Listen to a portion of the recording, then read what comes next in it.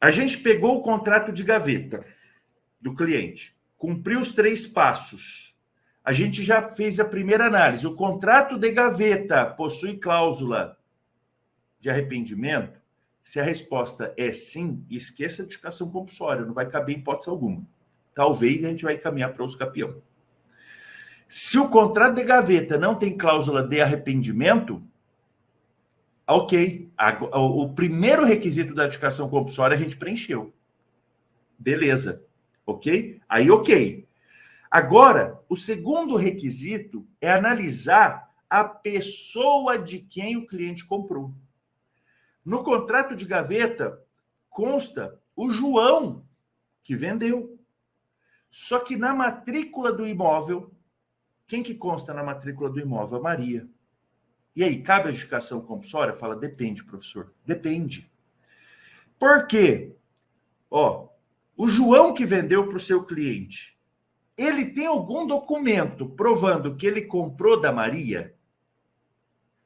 Tem. Ele comprou da Maria. Ele tem um documento igualzinho o contratinho de gaveta que o seu cliente está te apresentando. O João tem essa relação, esse contratinho de gaveta com Maria. E mais, o contratinho de gaveta de Maria para o João. O João é o vendedor do seu cliente. O seu cliente está aqui. Imagina assim, Maria, proprietária registral. O João vendeu para o seu cliente. Agora, o que o seu cliente vai ter que ter? Também esse contratinho aqui e também esse contratinho tem que ser irretratável. Tem que ser irretratável. Tudo tem que ser irretratável nos contratos de gaveta. Geralmente é, tá, pessoal? Na prática, o professor está falando de prática aqui para vocês, esses contratos de gaveta, que são horríveis, assim, a redação deles é bem difícil, dificilmente prevêem irretratabilidade. Geralmente eles colocam, ó, o negócio avançado é irretratável, tem que ser cumprido pelos herdeiros e assim por diante. Ok? Via de regra, pelo menos isso é nos contratos de gaveta, nesses contratinhos que o pessoal às vezes pega de modelo da internet, contratinho que às vezes compra em livraria, geralmente ele vem como irretratável. Aí a segunda análise agora é analisar de quem é a pessoa que o cliente comprou. Comprou do proprietário registral? Se a resposta é sim, ótimo.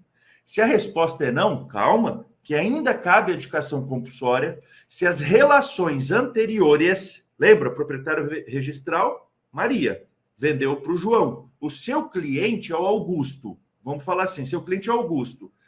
O Augusto vai ter que te apresentar esse contrato de gaveta que ele está apresentando, que ele fez com essa pessoa, e tem que apresentar essa relação aqui. Isso ele vai ter que apresentar. Professor, se ele não apresentar, ele não tem esse contrato do João, que é de quem o Augusto comprou, com a Maria. E agora, professor, o que eu faço?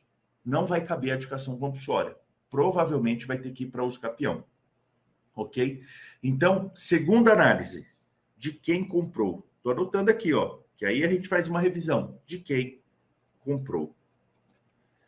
Agora, nós vimos o contrato irretratável, estamos analisando se quem vendeu é o proprietário registral. Se não for, nós temos que ter a cadeia anterior. Feito isso. Ok.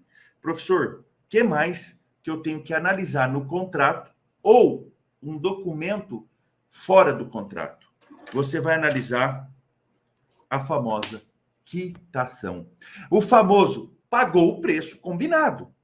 Pagou, o contrato diz lá, compra e venda, valor de R$100.000, a qual foi paga no ato da assinatura, a qual será paga parcelada em 10 vezes. Aí, o que seu cliente vai ter que ter? Então, assim, ó, se o contrato trouxer que foi pago no ato, pronto, você tem a prova da quitação. Uma vez que foi assinado pelo seu cliente, pelo vendedor, pelas duas testemunhas. Lembrando, a gente está falando de imóvel. Todas as vezes que se faz compra e venda de imóvel, ou promessa, mesmo que seja o contratinho de gaveta, os cônjuges dos dois lados, do vendedor e do comprador, salvo se forem casados, separação total de bens, que é difícil, na prática é difícil você ver um casal casado com separação total de bens, não é comum. Pode acontecer.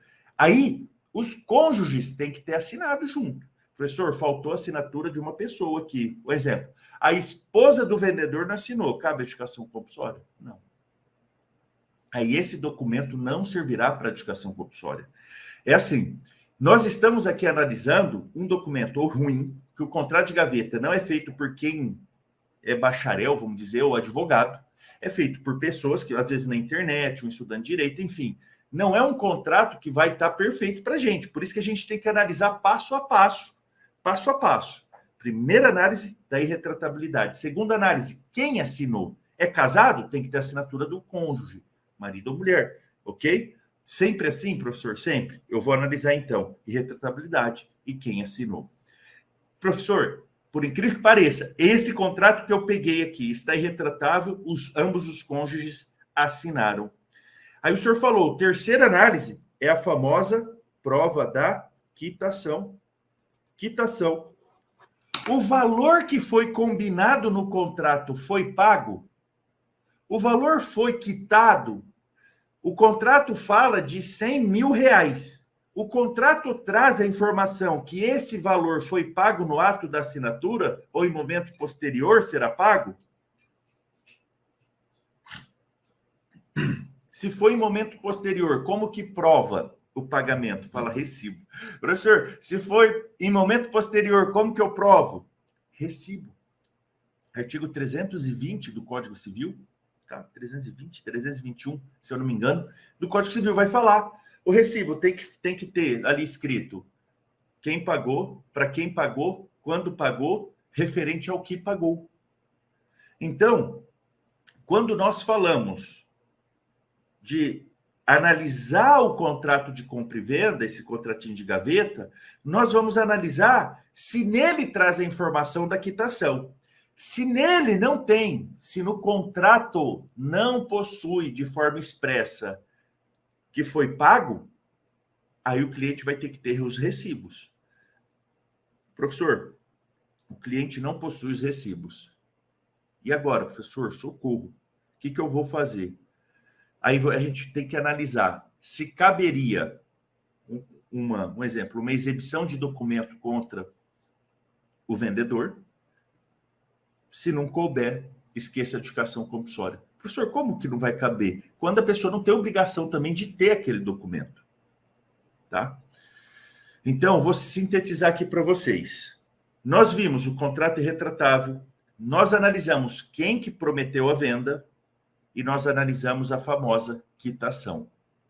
Essas três análises têm que estar assim, ó, redonda, para a gente pensar em edificação compulsória.